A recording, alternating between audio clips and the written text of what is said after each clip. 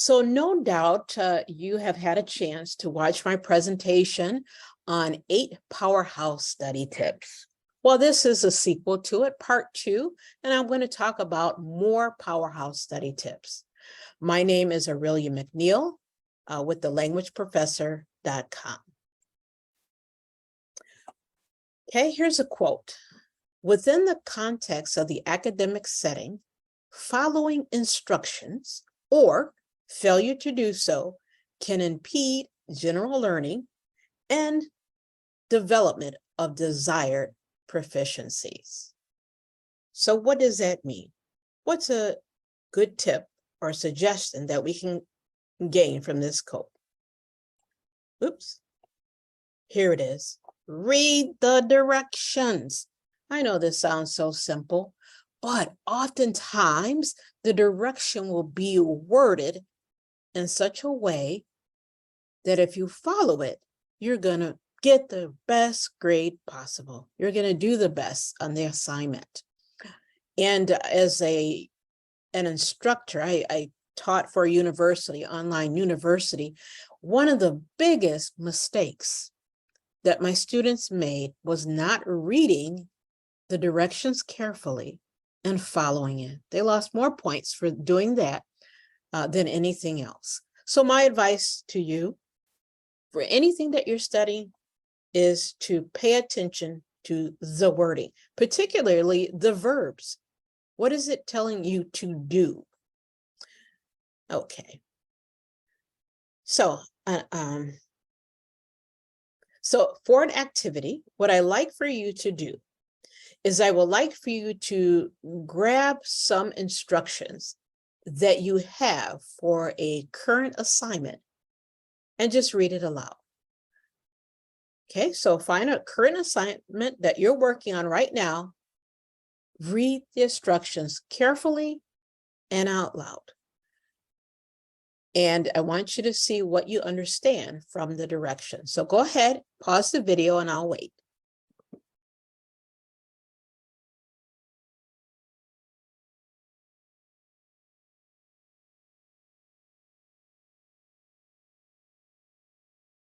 Okay, so now if you've read the directions aloud, you probably picked up something in the reading that you didn't realize before. We're going to go to our next point. It says, review your notes on the same day you created them, and then on a regular basis, rather than cramming your review into one long study session prior to an exam. And this is by Harvard University. Now, do we really need Harvard University to tell us this rule? Well, yes, because so often we don't do this. So we want to wait to the last minute and get it all in, and it's really hard on the brain, it's hard on us. But take notes and just review them, first of all, the same day that you write the notes. Okay, so that's the one thing that you want to do. So if you have your teacher is reviewing what's going to be on a test, for example, and you've taken notes, review it the same day. Okay, and then periodically after that, maybe 10 minutes a day after. So this is a very key point. Okay. Second is what I kind of mentioned just before, is after you write your notes, review them, not just write them, okay? It's good that you write the notes. That has value in itself. It does help the brain to remember. But now when you review it, now you're helping the brain make more solid connections. You're helping the brain to remember it. So now I want you to think about here, well, what notes do you have that you can take 10 minutes right now to review? So I want you to pause this lesson and I want you to find some notes that you have. And I want you to review it, reread. Now, if you don't have any notes already, then you can use this time to make some notes. So if you have any books or reading material on the subject that you're trying to study, then take some time to write key points down, and then you can do the 10-minute review later. But if you have notes, go ahead and already pause the video now and take about 10 minutes to review them.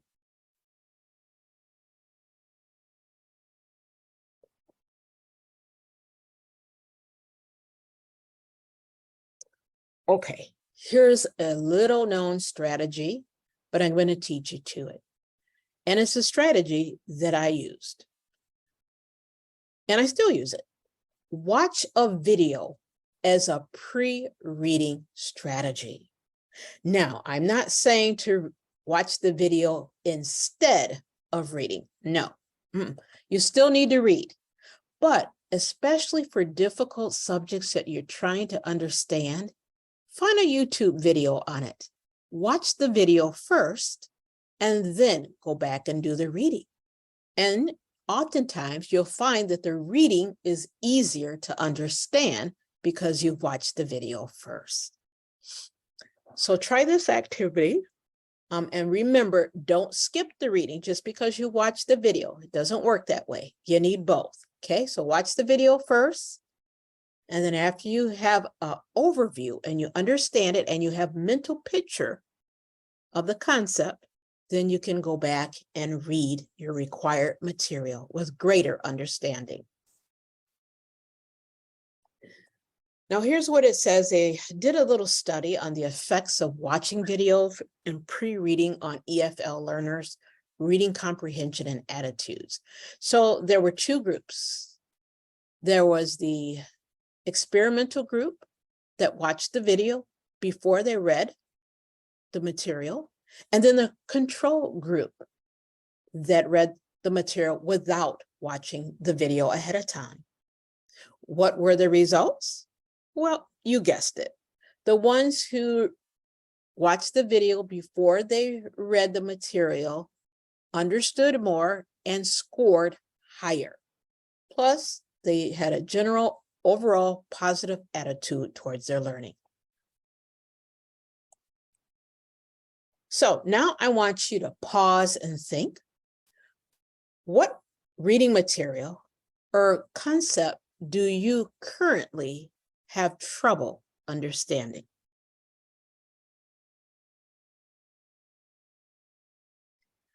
Then I want you to research and watch several YouTube videos.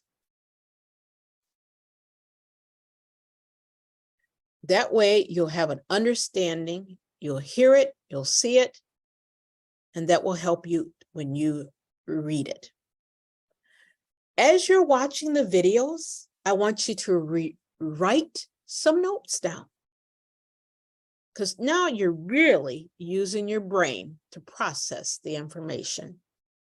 And then go back and review your notes on the video. Yes, read what you wrote immediately after you watch the video.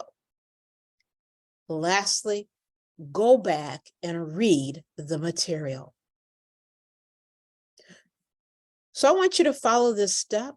This is something that I've used quite often. And I was a straight A student. So when I came across material that was difficult for me, this is what I did.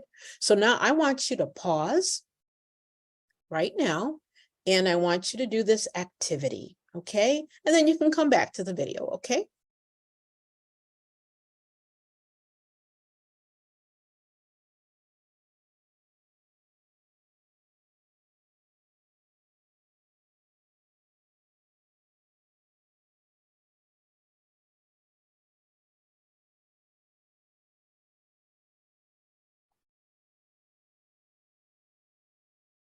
Okay, here is another little strategy for us. Mnemonic strategies are effective across grade levels, disability categories, content areas, vocabulary, science, social studies, and learning settings. So basically, mnemonic strategies are good for all types of learning. But you might be wondering, what are mnemonic strategies? Well, you've been using them. That's just the name for it. So let me share with you. There are two types of mnemonic devices that I'm going to just hone in on. The first one is keyword and the other one is first letter. There are others, but these are the ones that I find particularly helpful. So for instance, when I teach my students the Spanish word for 15, it's 15. And sometimes they have trouble remembering it or they have trouble pronouncing it. So I give them a key word, and the key word is the king says. And that helps them to remember that this is king and this is se, okay, without the S. So this is what I mean by a keyword mnemonic device. It is a way for you to remember the learning. Let me give you another example of keyword learning. Many of my English as a second language students want to know the difference between desert, which is a dry area of land where it's very little water and very little grows, and dessert. Dessert is, cookies, pastries, pies that we love. Here is my key word: more. What do you want to have more of? Do you want to have more desert or do you want to have more desserts? Usually we want to have more desserts. So dessert has more S's. That's a key way to remember the difference between desert and dessert. More S's if you want more. Does that make sense? The keyword search? I'm sorry, keyword mnemonic devices. Let's go on to the next one. This one is called first letter. And you probably know this. To remember the colors of the rainbow, you just remember Roy G. Biv. The R is for red, the O is for orange, the Y is for yellow, the G is for green, the B is for blue, the I is for indigo, and the V is for violet. So ROYGBIV. So if you can remember this, just this part, it'll help you remember this. Okay. Another little strategy, little example is fanboys. So when we're writing, we put a comma when we join two separate sentences together with a coordinating conjunction, but not when we use other types of clauses. So what are the coordinating conjunction? Well, I teach my students to remember fanboys.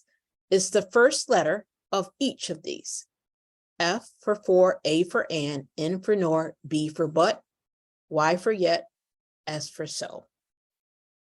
And you can even create your own first letter as long as it makes sense to you, and it'll help you to remember. In fact, sometimes I would even, when I take my test, I would do what I call a brain dump.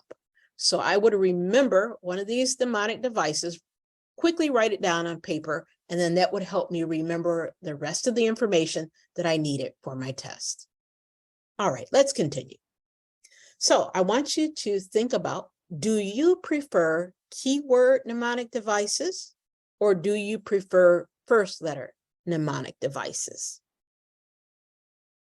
And I want you to think about, what mnemonic device can you think of for the information that you need to memorize? Okay, pause the video and reflect on this and come back to it.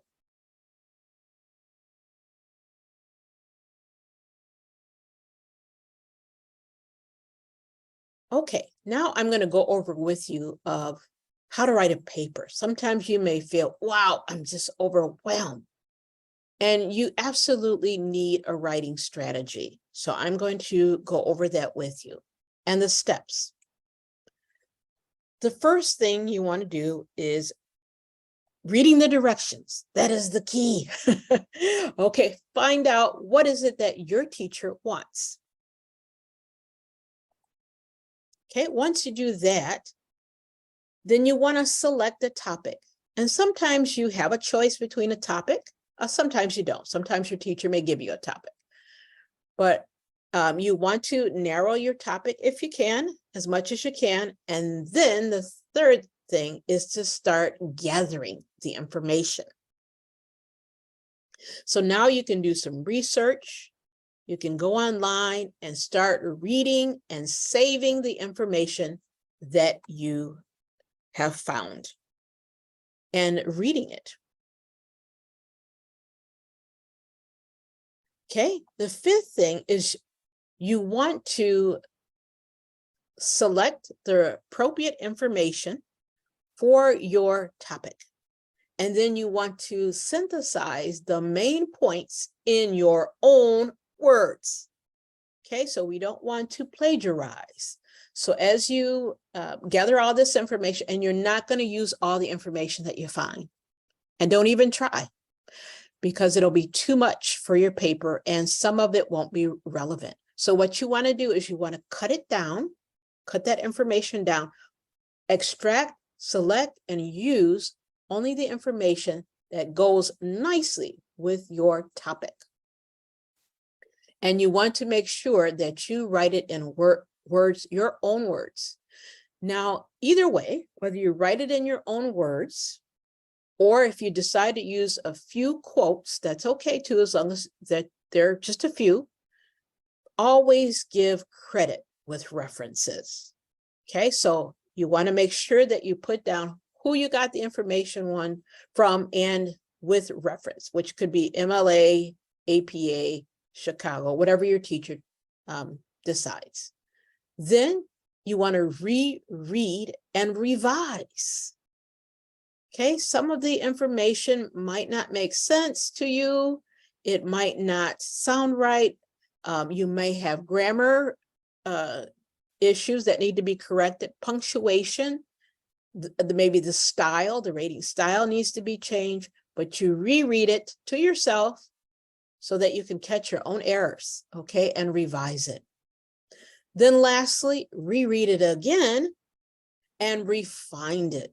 Now, between 6 and 7, after you've read it yourself, you can also have someone else take a look at it and read it to help you catch additional mistakes.